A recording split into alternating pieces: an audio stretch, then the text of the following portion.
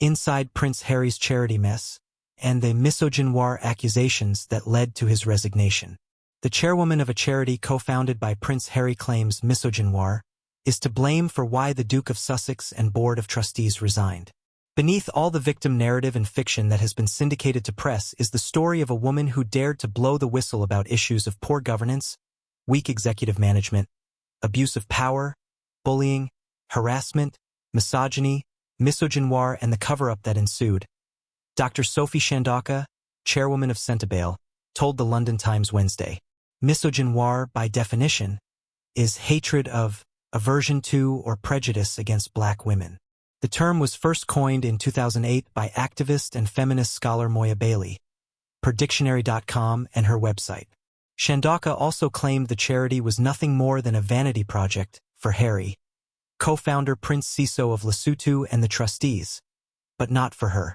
Everything I do at Centibale is in pursuit of the integrity of the organization, its mission, and the young people we serve.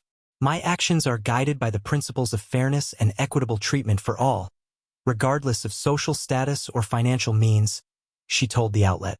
There are people in this world who behave as though they are above the law and mistreat people, and then play the victim card and use the very press they disdain to harm people who have the courage to challenge their conduct. Issues between Shandoka, Harry, and the board seem to have started ever since she was appointed to the position. Per her LinkedIn, Shandoka started working with the charity in July 2023. In a video taken in April 2024, Prince Harry's wife, Meghan Markle, could be seen awkwardly asking Shandoka not to stand next to the spare author as the two raised a trophy following a charity polo match. It was clear that neither Harry nor Markle wanted the chairwoman next to the red-headed royal. However, the two still smiled in photos together during other photo opportunities at the event. The charity's trustees were reportedly unhappy that Shandoka was named Centibale chairwoman and wanted her to step down, prompting her to file a lawsuit against the organization in England's High Court. They were also allegedly upset about the Zimbabwe-born lawyer's decision to move the fundraising operation to Africa. Tensions came to a head Wednesday, with the princes stepping down from their roles with the organization. With heavy hearts, we have resigned from our roles as patrons of the organization until further notice. In support of and solidarity with the Board of Trustees who have had to do the same, they wrote in their joint statement. It is devastating that the relationship between the charity's trustees and the chair of the board broke down beyond repair, creating an untenable situation.